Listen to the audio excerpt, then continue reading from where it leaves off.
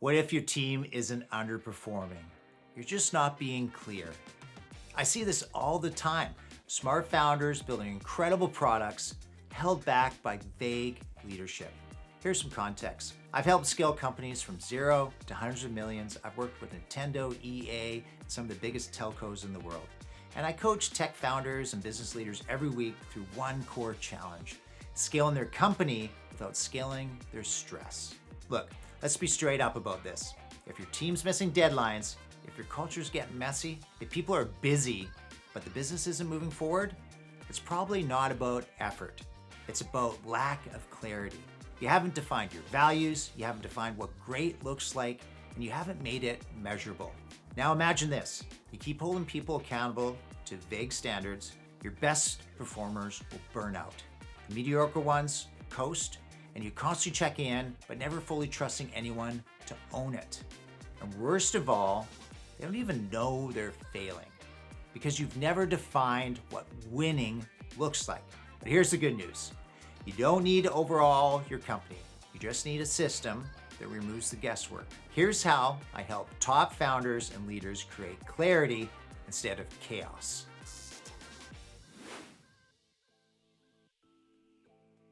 So here's exactly how we fix this. We start with your values, not the fluff on the wall, the ones you actually hire, fire, and promote by. Write them down, just 3 to 5, keep it really simple. Now ask, do you see this behavior consistently? That team member would get a +1. Sometimes that's a 0, and if it's rarely or never, they would get a -1. This isn't about personality. It's about patterns of behavior you can count on. Now, you give every team member 1 to 5 core KPIs, not tasks, outcomes. For product, maybe that's shipping milestone. For sales, pipeline, or revenue. For ops, it's turnaround time or internal efficiencies. Track it weekly or bi-weekly, and then score it. +1, they're hitting their numbers 80 to 90% of the time or more. 0, if they're hitting 50 to 70%. That's some progress, but it's inconsistent. And then -1, if they're below that, or the results just aren't there. If they're hitting 100% every week, well, that might mean the bar is too low. You want those targets to stretch people without burning them out. The goal here isn't perfection. It's consistency, clarity, and growth. When you track this way, you stop guessing who's doing well. You know, and so do they. Last piece is GWC. This is from EOS.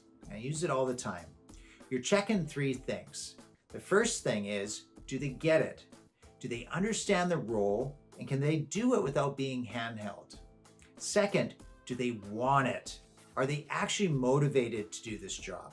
And third, do they have the capacity to do it? And when we talk about capacity, this is time, energy, and skill.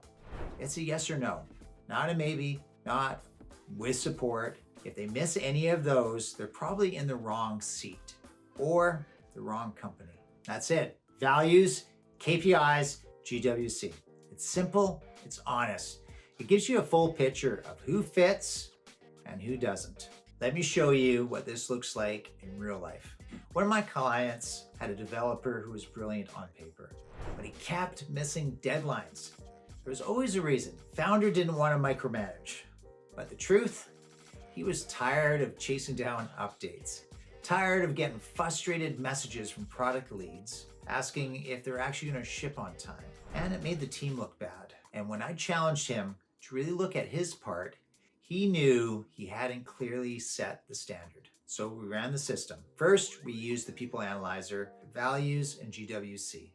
Does he get it? Does he want it? And does he have capacity? Then we added the KPI layer, and here's what we saw. Values, mostly zeros. Few red flags. KPIs, about 60%, not reliable. And GWC, well, he had the skill, but we weren't sure he wanted it, and time management was weak.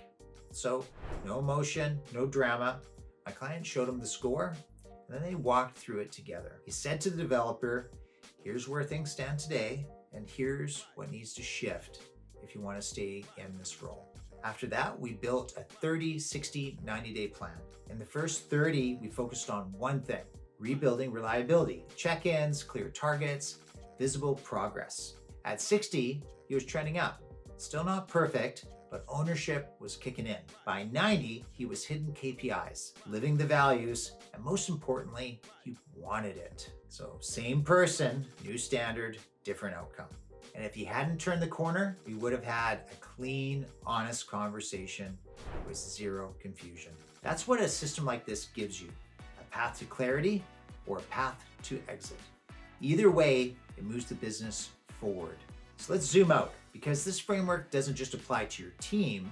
You can use it with partners, clients, even investors. I'll show you how. Because this isn't just a tool for team management. It's a decision filter for your whole business. Let's start with your partners. If you're working with an agency, contractor, or advisor, run them through this with the same lens. Do they align with your values? Do they deliver results? And do they get what you're building? Actually want to help and have the capacity to deliver. If they don't hit those marks, they're not a partner. They're a cost disguised as support. And yes, clients too.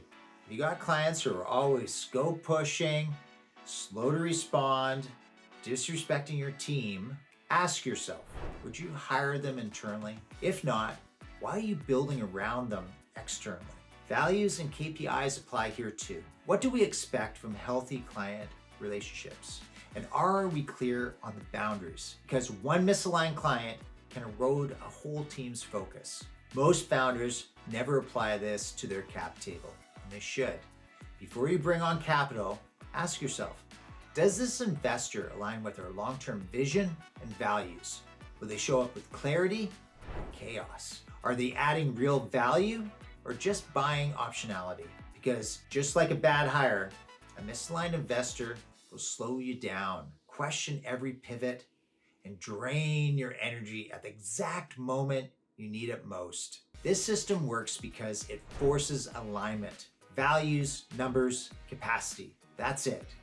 Whether you're inside your company or across the table, you now have a way to decide who stays in the room and who doesn't. Let's talk about how to actually roll this out without turning your company into a spreadsheet farm or your calendar into a performance review hell. I've been there. Okay, step 1, write real values. Forget the fluff. Pick 3 to 5 operating principles you can actually live by. The kind you'll hire, fire, and promote against. Make them behavioral. Then talk about them constantly. Town halls, stand-ups, one-on-ones, client calls, hiring. I mean, everywhere. Step 2, give every role a number. Every person on your team should know exactly what great looks like. Define 1 to 5 outcomes per role. Have a cadence of weekly or bi-weekly, and score it clean. Give them a +1 if they're 80 to 90% hit, 0 if they're 50 to 70%, -1 if they're below 50% or not reporting. If someone's hitting 100% consistently, you might not be pushing them hard enough. Then step 3, run the people analyzer quarterly. This isn't about emotions, it's about patterns. Once a quarter, assess each person on their values, KPIs, and if they get it, want it, and have capacity still. From that, you can decide, coach them, move them, or let them go with clarity. This isn't about micromanaging. This is about removing vagueness from leadership.